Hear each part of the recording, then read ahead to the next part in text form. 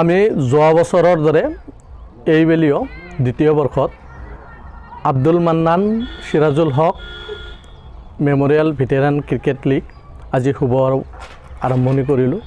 এই উদ্বোধনী অনুষ্ঠানত আমাৰ মুখ্য অতিথি হিচাপে অংশগ্ৰহণ কৰিলে সৰভোগ আৰক্ষী থানাৰ ভাৰপ্ৰাপ্ত বিষয়া শ্ৰী অমৰ ঘোষ ডাঙৰীয়া, তেখেতৰ লগত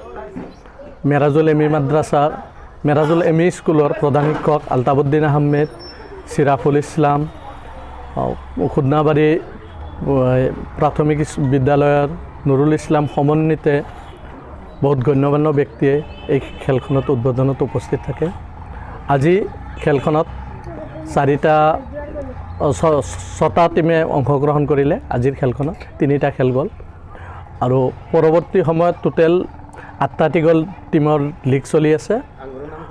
আমি আশা কৰিছোঁ অহা 26 জানুৱাৰীত আমি ফাইনেল খেলখন অনুষ্ঠিত কৰিম আৰু এই খেলখন পৰিচালনাৰ বাবে যিখন পৰিচালনা সমিতি গঠন কৰা হয়, এই পৰিচালনা সমিতিৰ সভাপতি ৰূপে ছানোৱাৰ হুছেইন আৰু সম্পাদক হিচাপে বাহাৰুল ইছলামক নিৰ্বাচিত কৰিছিল আৰু তেওঁলোকৰ নেতৃত্বত বাকী যুৱচামে মিলি সুকলমে আজিৰ খেলখন পৰিচালনা